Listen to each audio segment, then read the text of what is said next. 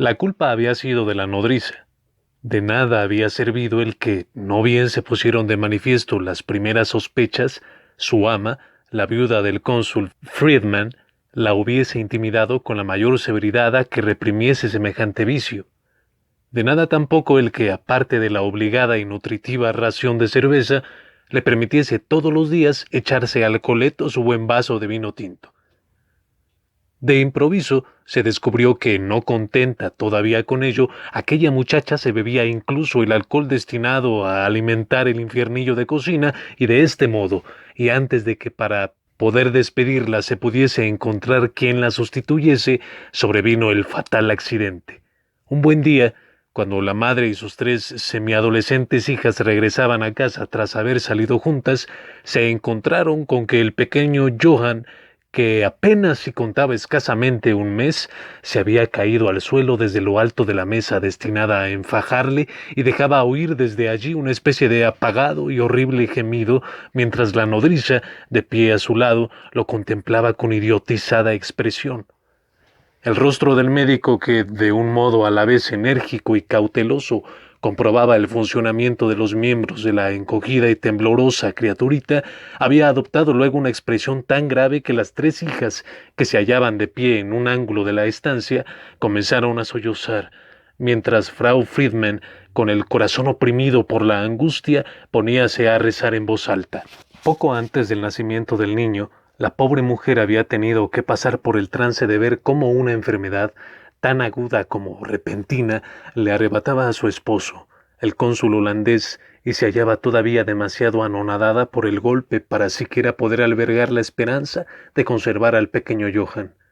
Solo al cabo de 2 días le participó el médico, con un reconfortante apretón de manos, que aun en el peor de los casos no existía un peligro inminente, pues con todo, la ligera afectación del cerebro había cedido por completo, cosa que ya se advertía claramente en la mirada del niño, que no ofrecía ya la rigidez de expresión del principio. Ahora no quedaba sino aguardar a ver el sesgo que tomaban las cosas y esperar lo mejor, precisamente lo mejor. La casa gris en la que Johann Friedman se criaba hallábase ubicada junto a la puerta septentrional de la vieja y algo menos que medianamente grande ciudad comercial. Su entrada principal conducía a un amplio vestíbulo con pavimento de baldosas, del que se ascendía a los pisos superiores mediante una escalera bordeada de un pasamanos de madera pintado en blanco. El empapelado de la vivienda del primer piso mostraba sus paisajes empalidecidos, y alrededor de la pesada mesa de caoba, cubierta con un tapete de terciopelo de color rojo oscuro, alineábanse los asientos de rígido respaldo. Aquí solía sentarse él en su niñez, al lado de la ventana, en la que siempre lucían hermosas flores, en un pequeño taburete a los pies de su madre, escuchando a veces cualquier maravillosa historia, mientras contemplaba su gris y alisada cabeza y respiraba el suave aroma que siempre trascendía de ella, o bien haciendo que le enseñase el retrato del padre, un señor de rostro amable y grises patillas, del que la madre decía que se encontraba en el cielo y les esperaba allí a todos ellos. En la parte trasera de la casa había un pequeño jardín en el que en tiempo de verano solía pasar una buena parte del día, pese al dulzarrón vapor que, procedente de la cercana refinería de azúcar, casi siempre lo envolvía. En él se alzaba un viejo nogal de nudoso tronco, a la sombra del cual acostumbraba a sentarse el pequeño Johann en un pequeño escabel de madera, cascando nueces, mientras Frau Friedman y las tres hermanas, ahora ya adultas, reuníanse bajo una tienda de lona gris. La mirada de la madre, sin embargo, alzábase a menudo de la labor que tenía entre las manos para posarse, llena de afectuosa melancolía, en su hijo. El pequeño Johann no era lo que se dice hermoso, ofreciendo una apariencia de lo más extraña cuando, con su pecho abombado hacia afuera, su espalda terriblemente encorvada y sus delgados brazos, se entregaba con el mayor ardor a la tarea de cascar nueces, sentado en su taburete.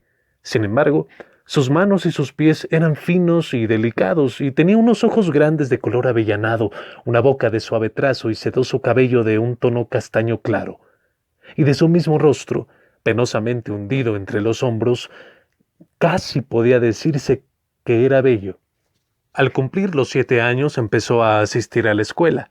Los años transcurrían ahora con rápida monotonía, con esa pesada y cómica manera de andar, propia la mayor parte de las veces de los seres contrahechos, dirigíase todos los días por las calles bordeadas de casas con picudos tejados y de tiendas, al viejo edificio de la escuela con sus abovedados techos góticos.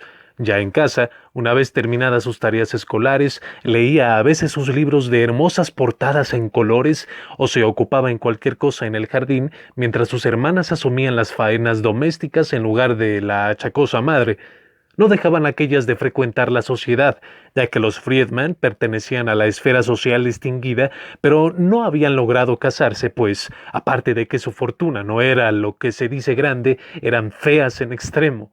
Los compañeros de Johann lo habían invitado también en alguna ocasión, pero éste no encontraba mucho placer en su trato.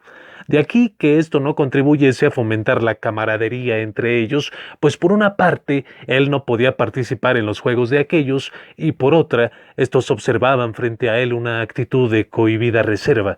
No tardó en llegar el tiempo en que el patio de la escuela oía con cierta frecuencia charlar de ciertas cosas. Tenso de atención, escuchaba con los ojos muy abiertos cómo aquellos hablaban de sus ilusiones con respecto a esta o aquella muchacha y guardaba silencio.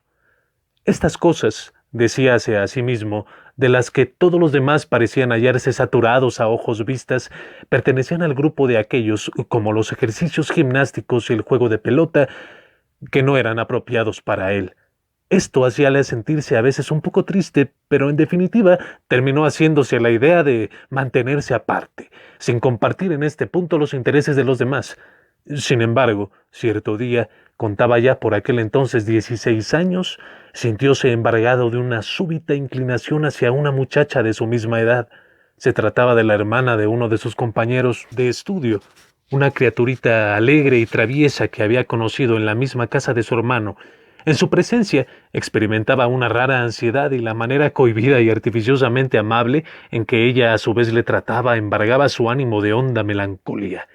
Una tarde de verano, iba paseando solitario por encima de las murallas de la ciudad cuando oyó tras unas matas de jazmín un cuchicheo leve y, atisbando con precaución a través de las ramas, vio cómo sobre el banco situado al otro lado de aquellas se hallaba sentada aquella muchacha al lado de un joven alto y pelirrojo al que él conocía perfectamente. Este la rodeaba con su brazo y oprimía sobre sus labios un beso, al que ella, entre sofocadas risas, correspondía. Una vez visto esto, dio Johann media vuelta y con silencioso y dolorido paso alejóse de allí. Su cabeza parecía ahora más hundida que nunca entre sus hombros.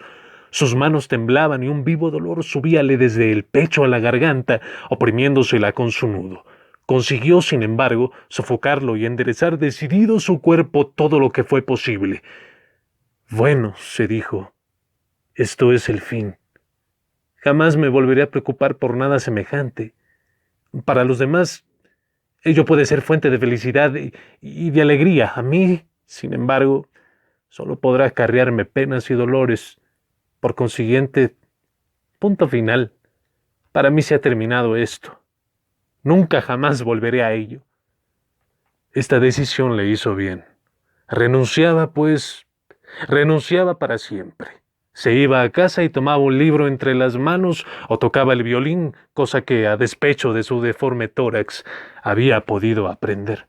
A los 17 años abandonó la escuela para dedicarse al comercio, como hacía todo el mundo dentro de la esfera social a la que él pertenecía, entrando de aprendiz en el gran negocio de maderas de Herschlibegot, allá abajo, en la orilla del río. Se le trataba con cierta benevolencia y él, por su parte, era amable y complaciente y de este modo transcurría el tiempo de un modo plácido y de acuerdo con las normas preestablecidas. No obstante, cuando apenas si contaba con 21 años, falleció su madre tras una larga serie de padecimientos. Esto significó para Johann un tremendo dolor que él conservó para sí durante largo tiempo. Gozábase en este dolor, en cultivarlo, en entregarse a él, del mismo modo que uno se entrega a una gran felicidad, adornándolo con 1000 recuerdos de su infancia y nutriéndose de él como el primero y más intenso de los acontecimientos de su vida. ¿No es la vida en sí misma algo bueno independientemente de que se nos presente no del modo que se suele llamar feliz. Johann Friedman sentía esto y amaba, por ello, la vida. Nadie podría comprender con qué íntima fruición él, que había hecho voto de renunciar a la felicidad mayor que la vida puede ofrecernos, se entregaba al goce de las alegrías que se hallaban a su alcance.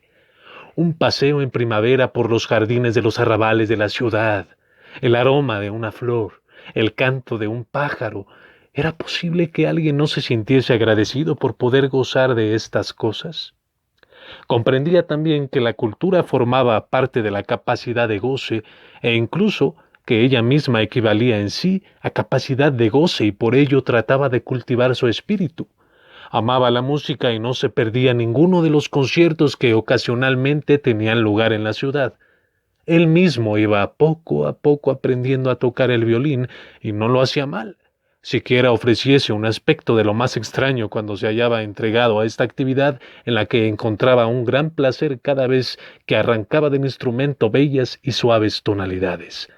También, a través de sus muchas lecturas, había conseguido crearse con el tiempo un verdadero gusto literario que tal vez únicamente él poseía en la ciudad. Se hallaba así al corriente de todas las novedades, tanto en el país como en el extranjero, y sabía paladear el rítmico encanto de una poesía y sintonizar su propio estado de ánimo con cualquier cuento de fino gusto literario. Casi podía decirse de él que era un verdadero epicúreo. Aprendió así a comprender que no hay nada que no sea digno de ser gozado y que resultaba casi una insensatez el distinguir entre acontecimientos felices y desdichados. Todos los sentimientos y disposiciones de ánimo encontraban en él una voluntaria aceptación y los cultivaba, lo mismo los tristes que los alegres y hasta incluso el anhelo mismo, la ansiedad producida por los deseos insatisfechos. Lo amaba en sí por sí mismo y se decía que con su satisfacción desaparecería lo mejor y más bello de él. ¿No había acaso una plenitud de goce mucho mayor en los vagos, dulces y dolorosos anhelos y esperanzas de las tranquilas noches primaverales que en todas las realidades que luego brindaba el verano? No cabe duda de que era un auténtico epicúreo, el pequeño señor Friedman. Las gentes que le saludaban en la calle de aquel modo entre amable y compasivo, al que ya se hallaba acostumbrado desde hacía tiempo, no barruntaban probablemente nada de esto. Ellas no sabían que este infeliz lisiado, que poseído de una chusca importancia paseaba por las calles de la ciudad vestido con un abrigo claro y un reluciente sombrero de copa, a su modo era un tanto vanidoso, amaba tiernamente la vida que fluía suavemente de él. Ciertamente que sin grandes afectos, pero llena de una tranquila y dulce felicidad que había sabido extraer de ella. La afición principal del señor Friedman, su verdadera pasión, era el teatro. Poseía un sentimiento dramático extraordinariamente desarrollado, hasta el punto de que ante un poderoso efecto escénico, como por ejemplo la catástrofe final de una tragedia, todo su cuerpo se veía acometido de intensos temblores. Tenía siempre reservada su butaca en primera fila del teatro de la ciudad, al que asistía con la mayor regularidad, acompañado de vez en cuando por sus 3 hermanas. Desde la muerte de su madre, llevaban ellas solas las riendas del gobierno de su economía y de la de su único hermano, en la vieja casa cuya posesión compartían con él. Por desgracia, ninguna de ellas había conseguido casarse, pero se hallaban ya en esa edad en que una mujer se siente resignada con su suerte, pues la mayor, Federica, había nacido ya 17 años antes. Tanto ella como la segunda, Henriette, eran un tanto excesivamente altas y delgadas, mientras que Fifi, la más joven, resultaba en cambio demasiado pequeña y gruesa. Esta última, además, tenía una manera extraordinariamente cómica de agitarse a cada palabra, mientras que al hacerlo se le llenaban de humedad las comisuras de la boca. El pequeño señor Friedman no se preocupaba gran cosa de las 3 muchachas, pero aquellas se mantenían fielmente unidas y eran siempre de la misma opinión, especialmente cuando entre sus conocidos tenía lugar una petición de mano en cuya ocasión recalcaban con absoluta unanimidad que semejante acontecimiento era cosa muy satisfactoria, Su hermano continuó viviendo con ellas, incluso después que abandonó el negocio maderero de Slibegot, para establecerse por su cuenta y montar cualquier pequeño negocio, como una agencia o cosa semejante, que no requiriese demasiado esfuerzo. Ocupaba un par de dependencias de la planta baja, con el fin de no tener que subir las escaleras sino a la hora de las comidas, ya que de vez en cuando padecía un poco de asma. En su 30º cumpleaños, un claro y caluroso día de junio, se encontraba sentado después de la comida de mediodía, bajo la tienda gris del jardín, con un nuevo cojín para apoyar la nuca que le había confeccionado Henriette, un buen cigarro en la boca y un buen libro en las manos. De cuando en cuando dejaba a un lado este último y se detenía a escuchar el complacido gorjeo de los gorriones en las ramas del viejo nogal, dejando resbalar su mirada por el limpio sendero de guijarros y los macizos de césped, con sus abigarrados arriates de flores. El pequeño señor Friedman no llevaba barba y su rostro apenas si en otra cosa había cambiado que en que sus rasgos parecían un tanto más acusados. Su fino cabello de color castaño claro aparecía peinado de manera completamente lisa hacia los lados. Dejó al fin resbalar por completo el libro sobre sus rodillas. Alzó su mirada hacia el soleado cielo azul y se dijo: «Han pasado ya 30 años. Ahora vendrán quizá otros 10, o todo lo más otros 20. Solo Dios lo sabe con certeza. Se acercarán tranquilos y silenciosos y pasarán como los ya transcurridos. Los esperaré, pues, con la mayor tranquilidad. En junio del mismo año tuvo lugar aquel cambio en la comandancia militar del distrito que puso en conmoción a todo el mundo. El obeso y jovial señor que durante largos años había ocupado ese puesto era extraordinariamente apreciado en los círculos sociales que frecuentaba y veíase su partida con notorio disgusto. Sabe Dios a consecuencia de qué circunstancia llegó destinado desde la capital un cierto señor von Rillingen a este puesto. Por lo demás, el cambio no parecía ser especialmente desfavorable, pues el nuevo teniente coronel, que era casado pero sin hijos, había alquilado una espaciosa villa en el arrabal sur, de lo que se infería que pensaba instalar casa. En cualquier caso, el rumor de que poseía una fortuna extraordinariamente cuantiosa resultó confirmado por el hecho de que trajo consigo 4 criados, 5 caballos de silla y tiro y un ligero coche de caza.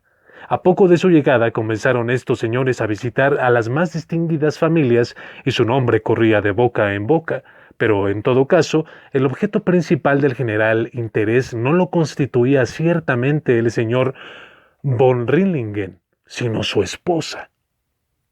Los caballeros mostrábanse simplemente asombrados y de momento no se atrevían a emitir ningún juicio. Las damas, sin embargo, con toda franqueza, no acababan de ponerse de acuerdo con respecto a la manera de ser de Gerda von Rillingen. «Que se le note el aire de la capital», decía la señora del abogado Hangestrom conversando con Henriette Friedman. «Me parece perfectamente natural. De acuerdo también con que fume y monte a caballo. Pero su comportamiento no solo es libre, sino completamente estudiantil. Y ni siquiera es esta todavía la palabra que cuadra perfectamente al mismo. Bien mirado no es fea. Incluso se la podría considerar bella hasta cierto punto. Sin embargo, carece por completo del más mínimo encanto femenino y en su mirada, en su sonrisa y en sus movimientos se echa de menos todo lo que agrada a los hombres. No es coqueta. Bien sabe Dios que sería yo la última que no encontrase en ello un motivo de elogio. Pero, ¿puede una mujer tan joven, tiene solo 24 años, prescindir hasta este extremo de su elegante atractivo natural? Querida, aunque yo no sea una deslenguada, sé, sin embargo, lo que quiero decir. De momento nuestros caballeros se muestran como alelados, pero ¿no tardará usted en ver cómo al cabo de un par de semanas se alejan de ella completamente hastiados? «Bueno», replicó la señorita Friedman, «de todos modos se encuentra muy bien servida en este particular con su marido, es cierto», exclamó la señora Hangestrom. «Pero ¿cómo lo trata? Tendría usted que verlo. Ya lo notará usted. Yo soy la primera en estar de acuerdo en que una mujer casada debe mostrar cierto grado de desapego hacia el sexo contrario, pero ¿cómo se comporta ella frente a su marido? Tiene un modo de mirarle con una frialdad glacial y se dirige a él con su querido, lleno de un énfasis tan compasivo que me subleva. Porque hay que verle a él, un hombre de lo más correcto, bizarro y caballeroso, un cuarentón magníficamente conservado y un oficial de lo más brillante. Y no lleva más que 4 años casados, querida. El lugar donde le fue de parada al señor Friedman la fortuna de ver por primera vez a la señora von Rillingen fue en la calle principal, en la que casi no había otra cosa que los establecimientos comerciales, y el encuentro tuvo lugar hacia el mediodía, en ocasión en que aquel regresaba de la bolsa, a donde había ido simplemente a echar una parrafada. Venía él, paseando su importante pequeñez al lado del señor Stephanus, comerciante al por mayor, un sujeto tan rudo como descomunal que ostentaba unas patillas redondeadas y unas cejas terriblemente espesas. Uno y otro llevaban sombrero de copa y caminaban con las levitas desabotonadas, a causa del intenso calor. Hablaban de política mientras sus bastones golpeaban rítmicamente la acera. No habían, sin embargo, llegado todavía a recorrer la mitad de la calle cuando el mayorista Stephens exclamó de repente: «¡Que el diablo me lleve si aquella que se aproxima en coche no es la Rillingen!». «Bueno, este nos viene al pelo», dijo el señor Friedman con su voz un tanto chillona y estridente, mirando esperanzado en aquella dirección, pues no había tenido ocasión de verle la cara. «Aquí tenemos ya su coche amarillo». Efectivamente, era el amarillo coche de casa el que en esta ocasión utilizaba la señora von Rillingen, que guiaba en persona el par de esbeltos caballos, mientras su auriga aparecía sentado detrás de ella con los brazos cruzados. Vestía una holgada chaqueta clara y falda asimismo de color claro. Bajo el pequeño y redondo sombrero de paja sobresalía su pelirrojo cabello, que se le rizaba en torno a las orejas para descender sobre la nuca en una especie de grueso y largo nudo. El óvalo de su rostro ofrecía una tonalidad blanco mate, mientras sus ojos castaños, extrañamente cercanos, mostraban azuladas sombras en torno a sus comisuras. Sobre la nariz corta, pero de fino trazo, ostentaban una pequeña franja de pecas que, sin embargo, le daba cierto encanto. Si su boca era o no hermosa, apenas si podía apreciarse, ya que avanzaba y encogía constantemente el labio inferior, mientras el superior, por el contrario, aparecía siempre replegado hacia adentro. El mayorista saludó de un modo extraordinariamente obsequioso cuando el coche pasó a su altura y el mismo pequeño señor Friedman aireó su chistera en tanto que observaba detenida y atentamente a la señora von Rillingen. Esta abatió su látigo y, haciendo una ligera inclinación de cabeza, prosiguió su camino contemplando a derecha e izquierda las casas y los escaparates. Luego de un par de pasos en silencio, dijo el mayorista: «Se dirige a casa después de un paseo». El pequeño señor Friedman, sin responder palabra, continuó con la vista fija en el pavimento que tenía ante sí. Luego, alzándola de improviso, miró al mayorista y preguntó: «¿Qué desea usted?». Y el señor tuvo que repetir su ingeniosa observación. 3 días después, regresaba a casa Johann Friedman a eso de las 12, tras su habitual paseo del mediodía. Acostumbraban a comer a las 12:30 y tenía el propósito de pasar precisamente aquella media hora en su oficina, que se encontraba a la derecha de la puerta de entrada de la casa, cuando la sirvienta vino a su encuentro en el umbral y le dijo: «¿Hay visita, señor Friedman?». «¿Para mí?», preguntó él. «No, arriba para las señoritas». «¿De quién se trata?». «Del señor teniente coronel von Rillingen y señora». «Ah», exclamó el señor Friedman. «Entonces voy a...». Y se lanzó escaleras arriba. Una vez llegado al vestíbulo, había ya asido con la mano el picaporte de la alta y blanca puerta del cuarto del paisaje, cuando de repente se detuvo. Dio un paso atrás y emprendió el regreso, volviendo sobre sus pasos lentamente como había llegado, y aunque estaba solo por completo, se dijo a sí mismo en voz alta: No, es mejor que no. Volvió a bajar a su oficina, se sentó a la mesa escritorio y tomó en sus manos un periódico. Pasado un minuto, lo dejó caer de nuevo y se quedó mirando hacia afuera, a través de la ventana que se abría a su costado. Así continuó sentado hasta que la muchacha volvió a entrar para anunciar que la comida estaba servida. Encaminóse entonces hacia arriba, donde sus hermanas aguardaban ya por él, y tomó acomodo en su silla, en cuyo asiento se apilaban 3 libros de música. Henriette, mientras servía la sopa, dijo: ¿A qué no sabes, Johann? ¿Quién estuvo aquí? ¿Quién? El nuevo teniente coronel y su señora.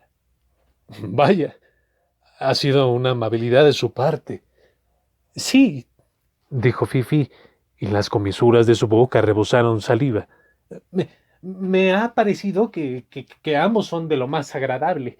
En todo caso, observó Federica, no podemos demorar el devolverles la visita. Propongo que lo hagamos pasado mañana, domingo. El domingo, asintieron a una Henriette y Fifi. ¿Vendrás con nosotras, Johann?, preguntó Federica. Por supuesto, dijo Fifi agitándose. El señor Friedman pasó por alto su pregunta y comía su sopa con gesto a la vez silencioso y angustiado. Parecía como si estuviese escuchando una especie de siniestro rumor que le llegase de no sabía dónde. Al día siguiente, por la noche, se representaba en el teatro de la ciudad la ópera Lohengrin. Lo más distinguido de la ciudad se hallaba presente. El pequeño local se hallaba completo de arriba a abajo y lleno del sordo rumor del público, de olor a gas y a perfumes. Todos los anteojos, sin embargo, lo mismo en el patio de butacas que en las plateas, se hallaban enfocados en dirección al palco 13, inmediatamente a la derecha de la escena, pues en él habían aparecido esta noche por primera vez el señor y la señora von Rillingen, lo que brindaba por fin la ocasión de poder examinar a fondo la pareja. Cuando el pequeño señor Friedman, vestido con su implacable traje negro y su blanca y brillante pechera sobre el empinado pecho, fue a entrar en su palco 13, se detuvo perplejo a la puerta del mismo, mientras se llevaba la mano a la frente y las aletas de su nariz oscilaban convulsivamente. Un instante después, sin embargo, dejábase caer sobre su butaca, que ocupaba el sitio inmediatamente a la izquierda de la señora von Rillingen. Esta le miró atentamente un instante mientras él se sentaba, proyectando hacia afuera el labio inferior, y luego se volvió para cambiar con su esposo, que se sentaba detrás de ella, un par de palabras. Aquel era un caballero alto y de recia complexión, de cepillado bigote y rostro moreno y bondadoso. Cuando comenzó la obertura y la señora Rillingen se inclinó sobre el antepecho, el señor Friedman lanzó una rápida y presurosa mirada de reojo en dirección a ella. Llevaba una toilette clara y era la única entre las damas presentes que se mostraba incluso un tanto descotada. Las mangas de su vestido eran extraordinariamente amplias y ahuecadas y calzaba blancos guantes que le llegaban hasta el codo. Su figura tenía hoy un no sé qué de opulento, algo que no había sido posible percibir la vez anterior, cuando vestía la chaqueta amarilla. Su busto rotundo subía y bajaba lentamente, y el nudo de su pelirrojo cabello le caía descendiendo largo y pesado sobre la nuca. El señor Friedman estaba pálido, mucho más pálido que de ordinario, y bajo su cabello castaño claro, peinado de manera lisa, su frente comenzaba a perlarse de pequeñas gotitas. La señora von Rillingen se había quitado el guante de su brazo izquierdo, que descansaba sobre el rojo terciopelo del antepecho, y aquel veía ante sí la blancura mate de este brazo redondeado, surcado por las venas azul pálido, y le era imposible evitar el mirarlo. Los violines llevaban la voz cantante sobre el estruendo de las trompas, y mientras del ramundo caía y un júbilo general dominaba la orquesta, el pequeño señor Friedman seguía sentado inmóvil, pálido y silencioso, con la cabeza profundamente hundida entre los hombros y el dedo índice de una de sus manos en la boca, mientras la otra descansaba en la solapa de su levita. Mientras caía el telón, la señora Rillingen se levantó de su asiento y abandonó el palco en compañía de su esposo. El señor Friedman vio esto por el rabillo del ojo, se secó la frente con su pañuelo de bolsillo y poniéndose de pronto en pie, se dirigió a la puerta que conducía al pasillo, pero una vez allí, volvió nuevamente sobre sus pasos y sentándose en su localidad permaneció inmóvil, con los ojos fijos en la misma postura que antes había adoptado. Cuando sonó el timbre de aviso y sus vecinos entraron de nuevo, sintió que los ojos de la señora von Rillingen se habían posado sobre él y sin poder evitarlo, alzó la cabeza hacia ella. Encontráronse sus miradas, sin que la de ella cediese, ya que continuó mirándole fijamente sin la menor señal de embarazo, hasta que él mismo, vencido y humillado, abatió la suya. Su semblante se puso todavía más pálido y se sintió invadido de una extraña cólera, dulce y cáustica a la vez. La música comenzó de nuevo. Hacia el final de este acto, el abanico de la señora von Rillingen resbaló de sus manos y cayó al suelo al lado del señor Friedman. Ambos se inclinaron a la vez, pero fue ella quien lo cogió, mientras decía con burlona sonrisa: «Gracias». Sus cabezas habían estado la una muy cerca de la otra, y durante un instante él había respirado el cálido aroma que emanaba del pecho de ella. Su rostro se hallaba demudado, su cuerpo se encogió todavía más y su corazón latía dentro de su pecho de un modo tan fuerte y tan misterioso que le faltaba la respiración. Todavía continuó sentado durante medio minuto. Luego, separando hacia atrás su butaca, se levantó lentamente y salió sin el menor ruido de la sala. Seguido de los acordes de la música, marchó a través del corredor, se dirigió al guardarropa, donde se hizo entregar su sombrero de copa, su levita clara y su bastón, y descendiendo la escalera, salió a la calle. Hacia una noche cálida y tranquila, a la luz de los faroles de gas, los grises y picudos tejados de los edificios se recortaban contra el cielo, en el que dominaba el suave fulgor de las estrellas. Los pasos de las escasas personas con las que se encontró resonaban sobre las aceras. Alguien le saludó, pero él ni siquiera se dio cuenta. Marchaba con la cabeza profundamente hundida entre los hombros, mientras el temblor de su abombado y picudo pecho dificultaba la respiración. De cuando en cuando, decíase en voz baja: «Dios mío, Dios mío». Con mirada angustiosa y horrorizada, veía dentro de sí mismo, dándose cuenta de que su sensibilidad, a la que había cuidado de mantener suavemente adormecida y a la que había tratado de un modo tan suave como prudente, se sublevaba ahora como un revuelto torbellino dentro de él. De improviso sintióse vencido por completo y en un estado mezcla de vértigo, embriaguez, anhelo, tortura, tuvo que apoyarse contra el poste de un farol, susurrando con temblorosa voz: «Gerda». Todo continuaba en silencio en derredor. Ni un solo ser humano se hallaba a la vista ante todo lo que ésta alcanzaba. El pequeño señor Friedman se recobró y continuó su camino. Había llegado a lo alto de la calle en que se encontraba el teatro, que luego descendía en pronunciado declive hacia el río y seguía ahora la calle en dirección al norte, donde se encontraba su casa. ¿De qué modo le había mirado ella? ¿Cómo? Le había obligado a bajar los ojos. Le había humillado con su mirada. Pero ¿no era ella una mujer y él un hombre?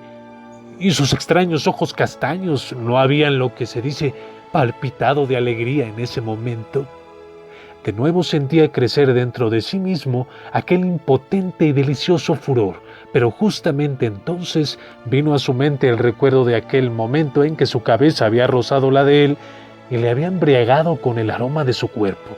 Por segunda vez se paró, echando hacia atrás su contrahecho cuerpo, sorbiendo el aire a través de sus entreabiertos dientes y de nuevo, perdido por completo todo dominio de sí mismo, desesperado y fuera de sí, volvió a murmurar: «Dios mío», y volvió a proseguir de modo maquinal su marcha, lentamente, bajo el sofocante aire de la noche, a través de las desiertas calles en las que sus pasos retumbaban hasta alcanzar su morada. En su umbral Detúvose un instante, sorbiendo el fresco olor a sótano que allí reinaba. Luego entró en su oficina. Sentóse en el escritorio, junto a la abierta ventana, mirando fijamente y de hito en hito una gran rosa amarilla que alguien había colocado allí en un vaso de agua. La tomó entre sus manos y respiró, con los ojos cerrados, su aroma. Pero enseguida la dejó a un lado con gesto fatigado y triste. No, esto se había ya terminado para él. ¿Qué era ahora para él este olor? ¿Qué sentido tenía ya todo lo que hasta ahora había constituido su felicidad? Volvióse hacia un lado mirando la calle silenciosa. De vez en cuando resonaban pasos que se acercaban y volvían luego a perderse a lo lejos. Las inmóviles estrellas parpadeaban. Qué terriblemente débil y cansado se sentía. Notaba la cabeza como vacía y como su desesperación comenzaba a desleírse en una suave e inmensa melancolía. Un par de versos sueltos de un poema revolotearon a través de su mente mientras la música de Lohengrin sonaba de nuevo en sus oídos y veía otra vez la imagen de la señora von Rillingen ante sí, con su alto brazo reposando sobre el rojo terciopelo. Un instante después, sumíase en la pesadez de un sopor hondo y febril. A punto estuvo muchas veces de despertarse, pero una especie de temor se lo impedía y volvía a sumirse de nuevo en la inconsciencia. Pero cuando ya era día claro, abrió los ojos y lanzó en torno suyo una intensa y dolorosa mirada. Todo se le representó de nuevo dentro del alma con la mayor nitidez. Era como si su sufrimiento no hubiese sido interrumpido por el paréntesis del sueño. Sentía pesada la cabeza y los ojos inflamados, pero después que se hubo lavado y refrescado con agua de colonia la frente, sintióse algo mejor y se sentó de nuevo silenciosamente en su sitio al lado de la ventana que había quedado abierta. Era todavía muy temprano, alrededor de las 5 de la mañana. De vez en cuando pasaba un mozo de panadería por la calle. Nadie más se veía transitar por ella. Enfrente, al otro lado de ella, permanecían todavía cerradas las persianas. Sin embargo, el cielo era azul y luminoso y gorjeaban ya los pájaros. Comenzaba una espléndida mañana de domingo. Un sentimiento de bienestar y de confianza comenzó a embargar al pequeño señor Friedman. ¿De qué tenía miedo? ¿No era todo como antes? Concedido que ayer había sufrido un duro golpe, pero ahora todo debía terminar. Todavía no era demasiado tarde para escapar a la perdición. Debía evitar toda ocasión de que el ataque pudiera repetirse. Sentíase en posesión de la fuerza de voluntad necesaria para ello. Sí, sentía en su interior la fuerza necesaria para superarlo y ahogarlo por completo dentro de sí mismo. Cuando dieron las 8:30, entró Federica y colocó el café en la mesa redonda que había junto al sofá de cuero hacia la pared del fondo. «Buenos días, Johann», saludó. «Aquí está tu desayuno». «Gracias», dijo el señor Friedman, y enseguida prosiguió. «Querida Federica, siento mucho que tengan que ir ustedes solas a la visita. No me siento lo suficientemente bien para poder acompañarlas. He dormido mal. Me duele la cabeza y por ello te ruego. Es una lástima, porque de ningún modo puedes soslayar el hacerles tu visita. Pero es verdad que tienes mala cara. ¿Quieres que te preste mi barra de mentol contra la jaqueca? Gracias, dijo el señor Friedman. Ya se me pasará. Y Federica salió de la estancia. De pie ante la mesa, bebió a lentos sorbos su café y comió un panecillo. Se encontraba satisfecho de sí mismo y orgulloso de su decisión. Cuando terminó, sacó un cigarro y se sentó de nuevo al lado de la ventana. El desayuno le había proporcionado un cierto bienestar y se sentía feliz y esperanzado. Tomó un libro, fumando mientras leía y lanzando de cuando en cuando una mirada hacia afuera, cara al deslumbrante resplandor del sol. La calle comenzaba ya a animarse. Hasta él llegaban el estruendo de los coches que pasaban, el rumor de las conversaciones y el sonido de la campanilla del tranvía de caballos, pero pese a ello, continuaba percibiéndose el gorjeo de los pájaros y bajo el cielo azul y radiante corría una brisa suave y cálida. Alrededor de las 10, oyó cómo sus hermanas cruzaban el zaguán y el chirriar de la puerta de la casa al ser abierta, y luego vio cómo las 3 mujeres cruzaban por delante de la ventana sin prestar demasiada atención a este hecho. Una hora después se sentía feliz, extraordinariamente feliz. Una especie de loca alegría comenzó a invadirle. ¡Qué grato ambiente! ¡Cómo cantaban los pájaros! ¿Qué tal le sentaría ahora un pequeño paseo? Y enseguida, de un modo brusco y sin transición mental de ninguna especie, brotó en su alma el dulce temor del pensamiento. ¿Y si fuese junto a ella?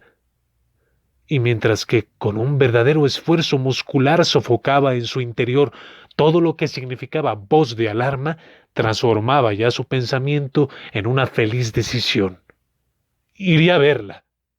Se puso su negro traje de domingo, tomó su sombrero de copa y su bastón, cruzó presuroso y con agitada respiración toda la ciudad en dirección al arrabal del sur, sin darse cuenta de la presencia de persona alguna, levantando y volviendo a hundir con celoso ahínco su cabeza, caminaba sumido por completo en un estado de ausente exaltación hasta que se encontró en las afueras, en la avenida de Castaños que conducía a la villa pintada de rojo, en cuya entrada leíase el rótulo de Teniente Coronel von Rillingen. Al llegar allí, le acometió una especie de convulso temblor, mientras el corazón le golpeaba fuerte y agitadamente en el interior del pecho. Pero cruzó decidido el pasillo de entrada y tocó la campanilla, cuyo son resonó allá adentro. Ahora la suerte estaba echada y no era posible ya retroceder. Que todo fuese como quisiese, pensaba. A la anterior agitación había sucedido dentro de él una fúnebre calma. La puerta se abrió y un criado que vino a su encuentro en el vestíbulo subió presuroso las escaleras cubiertas por una roja alfombra. La mirada del señor Friedman se mantuvo fija en ella hasta que el criado regresó y le participó que la señora le rogaba que hiciese el favor de subir. Ya arriba, junto a la puerta del salón, al tiempo de desprenderse del bastón, arrojó una mirada a su imagen, reflejada en el espejo que allí había. Su rostro parecía pálido y su liso cabello parecía hallarse pegado sobre la frente, por encima de sus enrojecidos ojos. La mano que sostenía el sombrero de copa temblaba sin cesar. El criado abrió la puerta y le introdujo en la semipenumbra de un espacioso aposento, cuyas ventanas se hallaban guarecidas de cortinas. A la derecha había un piano de cola y en el centro se agrupaban, en torno a una mesa redonda, una serie de sillones tapizados en seda de color castaño. Sobre el sofá, adosado al lienzo de pared de la izquierda, pendía un cuadro que representaba un paisaje, colocado en un pesado marco dorado. El tapete de la mesa era también de color oscuro. En el mirador de la parte trasera se veían palmeras. Apenas si había transcurrido un minuto cuando la señora von Rillingen, separando el portier a la derecha, apareció viniendo silenciosamente a su encuentro, pisando la espesa alfombra de color castaño que cubría la sala. Llevaba un sencillo vestido a cuadros rojos y negros. Desde el mirador penetraba en la estancia una franja de sol en la que el polvo parecía danzar y que iba a incidir sobre su espesa cabellera roja, de suerte que por un instante relució como si fuese de oro. Su mirada, extrañamente inquisitiva, permanecía clavada en él, mientras su labio inferior, como de costumbre, aparecía un tanto proyectado hacia afuera. Señora, comenzó el señor Friedman, alzando la cabeza para mirarla, pues su estatura apenas si alcanzaba a la altura del pecho de ella. He venido para presentar a usted personalmente mis respetos. Cuando usted se dignó honrar con su visita a mis hermanas, yo, por desgracia, me hallaba ausente y sinceramente lo he sentido muy de veras. Nada más se le ocurría ya que decir, pero la mirada de ella seguía inexorablemente fija sobre él, como si quisiera forzarle a continuar hablando. Toda su sangre pareció afluir de repente al rostro de él. Me quiere torturar para luego burlarse de mí, pensó. He ahí la razón de esta mirada tan penetrante y cómo relucen sus ojos. Al fin dejó oír ella su voz clara y cristalina. Muy amable de su parte el haber venido. Precisamente había sentido mucho no haberle encontrado en mi visita. ¿Quiere usted tener la bondad al sentarse? Ella tomó asiento cerca de él y se echó hacia atrás, apoyada en el respaldo del sillón, mientras colocaba sus brazos sobre los del asiento. Él, en cambio, aparecía encorvado sobre su asiento con el sombrero colocado sobre las rodillas. Ella prosiguió. ¿Sabía usted que apenas se hace un cuarto de hora que sus hermanas han estado también por aquí? Me han dicho que usted se encontraba enfermo. En efecto, no me sentía muy bien esta mañana, hasta el punto que creía que no me sería posible salir. Le ruego me disculpe por mi retraso.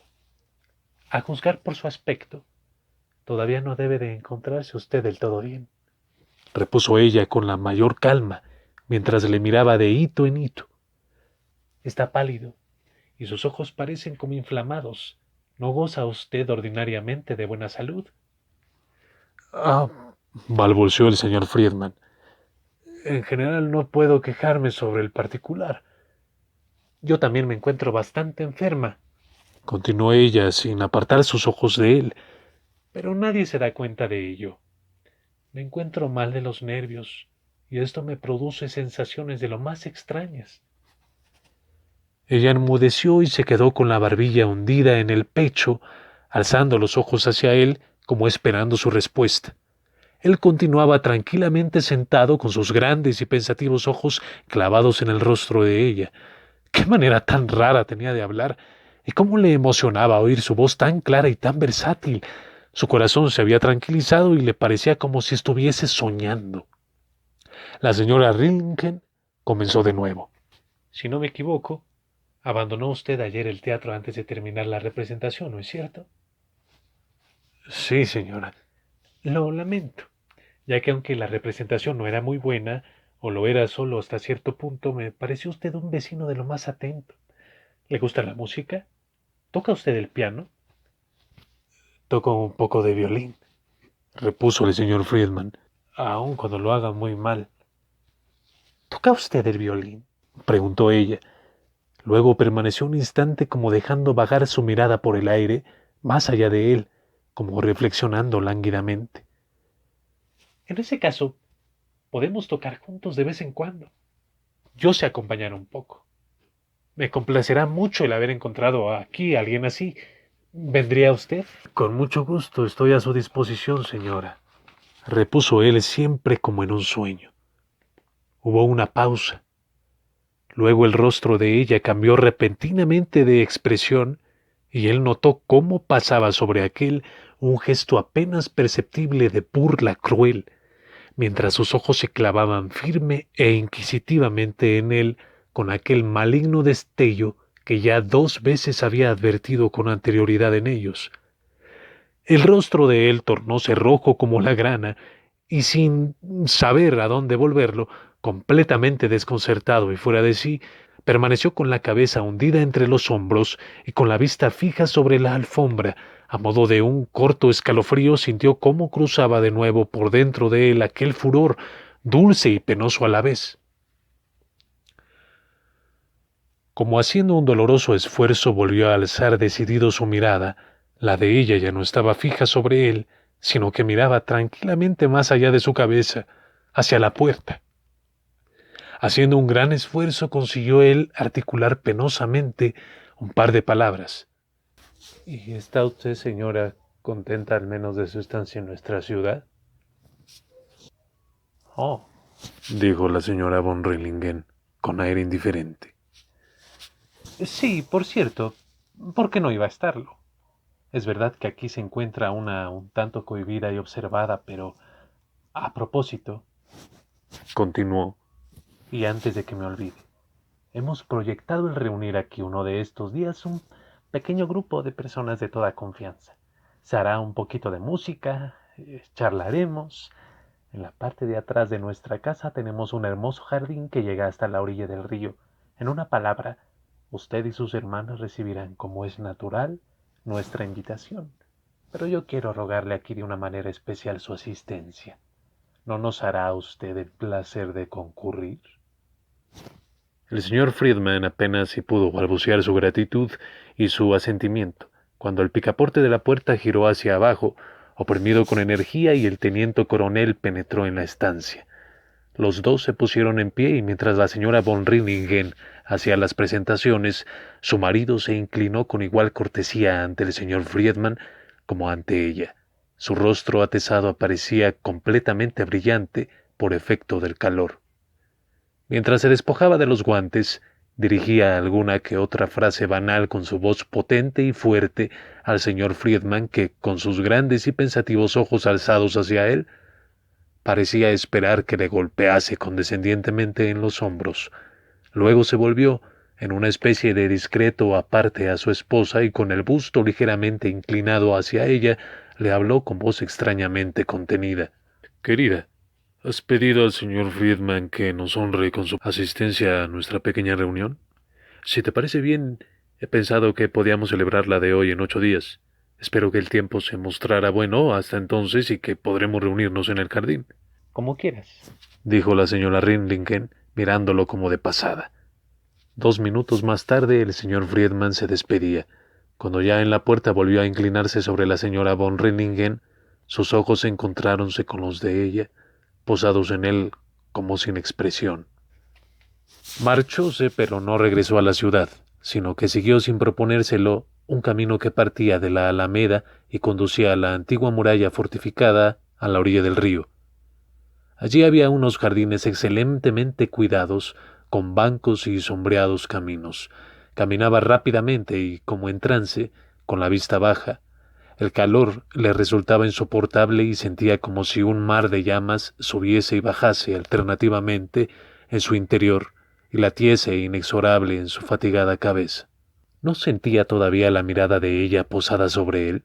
No le había mirado, no como al final, de un modo vacío y sin expresión, sino como antes, con aquella palpitante crueldad, después de haberse dirigido a él con su tranquila y extraña manera de hablar. Ah, ¿es que se complacía en hacerle sentirse desvalido y ponerle a la vez fuera de sí? ¿Por qué le asestaba con aquellas miradas? ¿Es que no era capaz de sentir un poco de compasión ante su desgracia? Entretanto, había llegado abajo y seguía por la orilla del río junto a la muralla cubierta de verdor, hasta que se sentó en un banco rodeado de un semicírculo de matas de jazmín. Todo en derredor se notaba el aire impregnado de un aroma cálido y dulce a la vez. Enfrente de él, el sol cabrilleaba sobre el agua temblorosa. Se sentía horriblemente cansado y desmadejado, mientras en su interior notaba todo su ser sumido en tumultuoso y atormentado caos. ¿No sería lo más sensato lanzar una última mirada en derredor y luego irse abajo, a sumergirse en las tranquilas aguas, para, tras un corto instante de sufrimiento, sentirse liberado y a salvo en la tranquilidad del más allá? Ah, la tranquilidad y el sosiego. He aquí lo que buscaba, pero no la tranquilidad en el seno de la nada sorda y vacía, sino una suave y soleada paz, saturada de tranquilos y bondadosos pensamientos. Todo su tierno amor hacia la vida palpitaba en él en este momento y le llenaba de inmensa nostalgia por su perdida felicidad. Pero un instante después miró en derredor suyo, percatándose de la infinita y silenciosa calma de la indiferente naturaleza, de cómo el río seguía su curso bajo los rayos del sol, cómo la temblorosa hierba se estremecía y cómo las flores continuaban inmóviles allí donde el ocaso las había hecho brotar para luego mustiarse y ser aventadas. En una palabra, como todos, todo en absoluto, se doblegaba en muda entrega a la existencia y de pronto brotó en él ese sentimiento de hermandad y de conformidad con lo necesario que parece darle a uno una especie de superioridad sobre el destino. Pensó en aquella tarde, cuando su 30º cumpleaños, en que él, sintiéndose feliz en el disfrute de su tranquila paz, había creído poder contemplar sin mayor temor ni esperanza cómo transcurriría el resto de su vida. Entonces no había visto en su futura existencia ni luz ni sombras, sino que Todo aparecía ante él envuelto en el suave claroscuro crepuscular hasta que él mismo, de un modo casi imperceptible, desapareciese tras de aquel en la oscuridad. Así había visto entonces, con tranquila sonrisa de superioridad, los años que habían de venir a su encuentro. Mas, ¿cuánto había durado esto? Entonces había llegado esta mujer.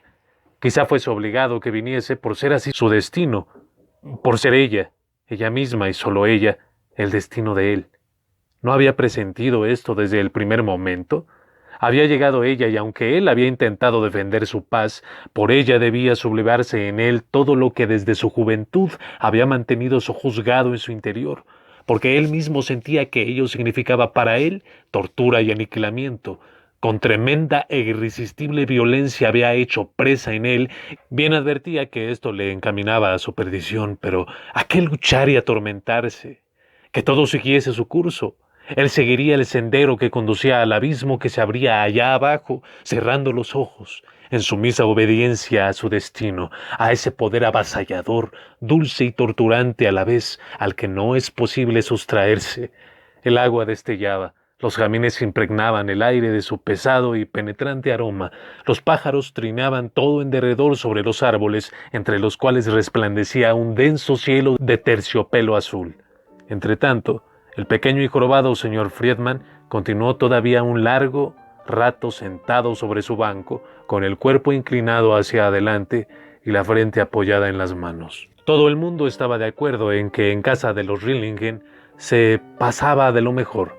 Unas 30 personas se sentaban a la mesa que, decorada con exquisito gusto, se extendía a lo largo del espacioso comedor. El criado y 2 camareros de alquiler iban apresuradamente aquí y allá con hielo, mientras el aire se llenaba de tintineos, de ruidos y del cálido aroma de manjares y perfumes. Reuníanse aquí campechanos mayoristas y además casi todos los oficiales de la guarnición, un viejo y acreditado médico, un par de juristas y todos aquellos que pertenecían a los círculos sociales más distinguidos. También figuraba entre los asistentes un estudiante de matemáticas, sobrino del teniente coronel, que hacía una visita a sus parientes y que sostenía una conversación de lo más profundo con la señorita Hagerström, que se sentaba frente al señor Friedman. Este se hallaba sentado sobre un hermoso cojín de terciopelo, hacia el extremo final de la mesa, al lado de la no muy agraciada esposa del director del instituto, no lejos de la señora von Rinningen, que había sido llevada a la mesa del brazo del cónsul Stephens. Resultaba asombrosa la transformación que se había operado en el pequeño señor Friedman en el transcurso de estos 8 días. Quizás se debiese en parte a la blancura de la luz que despedían las luces de gas que llenaban la sala, el que su rostro apareciese tan espantosamente pálido, pero además de sus mejillas aparecían hundidas y sus ojos enrojecidos y rodeados de oscuras sombras brillaban llenos de una indecible tristeza y su figura daba la impresión de ser más deforme que nunca. Bebía abundante vino y dirigía de vez en cuando un par de frases a su vecina de mesa. La señora Rinlingen no había cambiado todavía durante la comida palabra alguna con el señor Friedman. Ahora se inclinó un poco hacia adelante y le gritó: «He aguardado en vano por usted y por su violín». Él la miró durante un rato con mirada completamente ausente antes de responder. Vestía ella una clara y ligera toilette que dejaba libre su albo cuello y en su brillante cabello llevaba prendida una rosa mariscal Niel del todo abierta. Sus mejillas aparecían esta noche un tanto enrojecidas, pero en torno a las comisuras de los ojos mostraba como siempre azuladas sombras. El señor Friedman, con la vista baja fija sobre su plato, respondió cualquier cosa a la pregunta de la esposa del director del instituto de si le gustaba Beethoven. En este momento, sin embargo, el teniente coronel, que se sentaba en la cabecera de la mesa, dirigiendo una mirada a su esposa, llamó la atención de todos golpeando a su vaso y dijo: «Señores, propongo que tomemos el café en las otras habitaciones. Por otra parte, esta noche no se debe estar mar en el jardín, de suerte que si alguien quiere respirar allí un poco de aire, yo me sumo a él». En la pausa que se abrió, el teniente Deidisch soltó con el mayor tacto un gracioso chiste que provocó una alegre carcajada general. El señor Friedman Fue uno de los últimos en abandonar con su dama del brazo la sala, la condujo a través del aposento de estilo alemán antiguo, donde ya comenzaba a fumar, hasta el confortable salón alcoba envuelto en una semipenumbra, y se despidió de ella. Iba vestido con esmero, su frac era de impecable corte, su camisa de una blancura inmaculada y sus pequeños y bien formados pies calzaban zapatos de charol. Se podía ver que llevaba calcetines de seda roja. Mirando en dirección al pasillo, vio que los grupos más nutridos de invitados bajaban ya la escalera encaminándose al jardín. Él, sin embargo, sentóse con su cigarro y su café al lado de la puerta del cuarto de estilo alemán antiguo en el que algunos caballeros se habían reunido a charlar, y se puso a mirar hacia el interior del gabinete. Inmediatamente a la derecha de la puerta y en torno a una mesita había un grupo sentado cuya figura central era el estudiante, que hablaba acaloradamente. Había sentado la afirmación de que por un punto determinado podía trazarse más de una paralela a una recta, y como quiera que la señora Engström había exclamado «¡Eso es imposible!», se puso ahora a demostrarlo de un modo tan convincente que todos hicieron como si lo hubiesen entendido perfectamente. Al fondo de la estancia, sobre la otomana, junto a la baja lámpara con pantalla roja, se hallaba sentada, conversando con la joven señorita Stephens, Gerda von Rindlingen. Se hallaba un poco reclinada hacia atrás, apoyada en el cojín de seda amarilla, con un pie sobre el otro, y fumaba lentamente un cigarrillo, lanzando el humo por la nariz mientras proyectaba hacia adelante el labio inferior.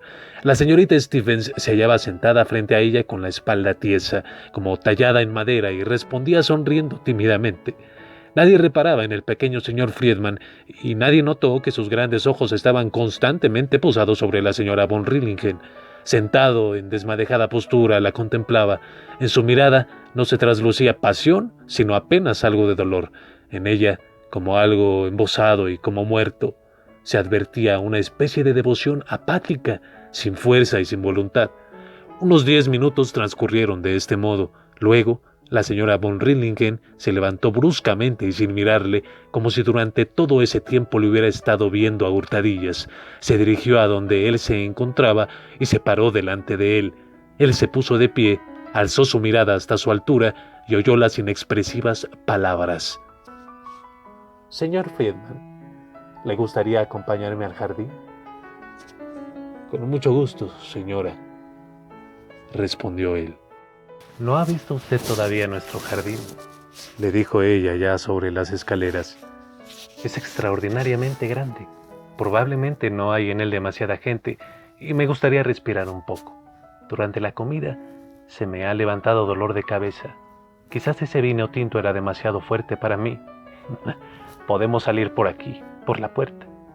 Era una puerta de cristales, a través de la cual salieron del vestíbulo a un pequeño campo fresco.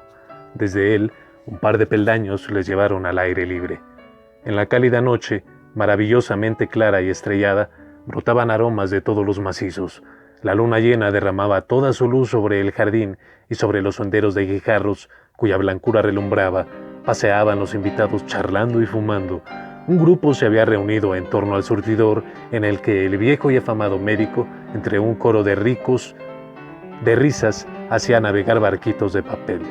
La señora von Rindlingen pasó junto a ellos con una ligera inclinación de cabeza y señaló hacia lo lejos, donde el bello y oloroso jardín de flores se tornaba en oscuro parque.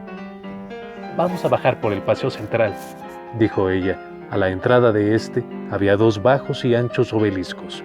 Allí abajo, al final de la avenida de castaños que descendía en línea recta, vieron ambos brillar el blanco y verdoso del río a la luz de la luna.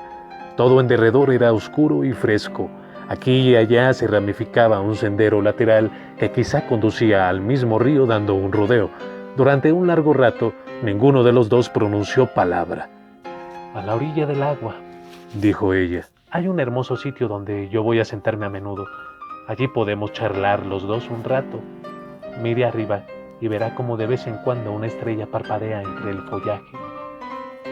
Él no respondió palabra y dirigió su vista a la verdosa y brillante superficie de agua a la que se acercaban. En la otra orilla podían reconocerse los paseos sobre las murallas. Cuando abandonaron ambos la avenida y comenzaron a marchar sobre el macizo de césped que descendía hasta el mismo río, dijo la señora von Rindlingen: «Aquí, Un poco a la derecha está nuestro sitio. Mire usted, está desocupado. El banco sobre el que se dejaron caer se alzaba a unos 6 pasos separado hacia un lado de la avenida del parque. Aquí la temperatura era más cálida que bajo los anchurosos árboles. Los grillos cantaban entre el césped, que cerca del agua se convertía en matas de delgadas cañas. A la claridad de la luna el río reflejaba una suave luminosidad. Un rato estuvieron ambos callados mirando a la corriente. Luego volvió a escuchar él, lleno de emoción, aquel tono de voz que había percibido en ella hace una semana, aquel tono apagado, suave y como pensativo que de nuevo le conmovía. ¿Desde cuándo data su deformidad, señor Friedman? Preguntó ella. ¿Ha nacido ya con ella? Él hizo ademán de tragar, pues sentía como un nudo en la garganta. Luego respondió con voz cortés. No, señora. Siendo un niño pequeño me dejaron caer contra el suelo. De entonces arranca ello. ¿Y qué edad tiene usted ahora? Preguntó de nuevo ella. 30 años, señora. 30 años, repitió ella. ¿Y no ha sido usted feliz durante esos 30 años? El señor Friedman sacudió la cabeza al tiempo que sus labios temblaban. No, repuso. Todo era pura mentira e imaginación. Entonces, preguntó nuevamente ella, ¿ha creído usted ser feliz? Por lo menos, dijo él, lo he intentado. Y ella replicó, ha sido usted valiente. Transcurrió un minuto. Solo se oía el canto de los grillos y un leve susurro entre los árboles detrás de ellos. Yo entiendo un poco de infelicidad, dijo ella luego. Las noches de verano como esta, a la orilla del agua, son el mejor remedio para ello. A esto no respondió él nada, sino que señaló con débil ademán hacia la orilla opuesta que se arropaba plácidamente en la oscuridad. Allí estuve sentado hace poco tiempo, dijo. ¿Cuando usted regresaba de visitarme? Preguntó ella. Él respondió tan solo con una inclinación de cabeza. Luego, de improviso, en lo alto del asiento, le acometió un temblor y sollozando proferió un sonido, una especie de lamento, que a la vez que de queja, era de liberación y que pareció caer lentamente desde su altura al suelo. Había tocado con su mano la de ella, que reposaba en el banco al lado de él, y mientras ahora la retenía y la hacía a la vez tembloroso, este pequeño hombrecillo enteramente adulto temblaba y se estremecía convulso, y de rodillas ante ella oprimía su rostro contra su regazo, balbuceando con una voz entrecortada que nada tenía de humana. Usted ya lo sabe. Déjeme. Ya no puedo más. Dios mío. Ella ni le rechazó ni se inclinó hacia él. Seguía sentada, con el busto erguido, un poco reclinado hacia atrás por él y sus pequeños ojos demasiado juntos, en los que parecía reflejarse el húmedo brillo del agua, miraban rígidos y tensos más allá de él, como a un punto de la lejanía. Luego, de improviso, de un tirón, con una breve risa, orgullosa y despreciativa, libró sus manos de los cálidos dedos de él y cogiéndole de un brazo, le apartó bruscamente a un lado, arrojándole cuán largo era el suelo y saltando de su asiento, desapareció velozmente por la avenida. Él continuaba tendido en el suelo, con el rostro entre el césped, aturdido y como fuera de sí, mientras un temblor convulsivo recorría sin cesar su cuerpo. Levantóse al fin, dio un par de pasos y cayó de nuevo al suelo, quedando tendido esta vez sobre el agua. ¿Qué impulso determinó dentro de él lo que seguidamente ocurrió? Quizá fue aquel delicioso odio que había sentido cuando ella le había humillado con su mirada, el que ahora, al verse tendido en el suelo y tratando por ella como un perro, degeneró en loco furor que él necesitaba descargar aun cuando fuese contra sí mismo. Tal vez el asco de sí mismo que despertó en él inmensa sed de destruirse, de desgarrarse en trozos, de disolverse. De bruces fue empujando su cuerpo hacia adelante. Luego levantó el tronco y lo dejó caer de nuevo en el agua. Su cabeza ya no volvió a alzarse.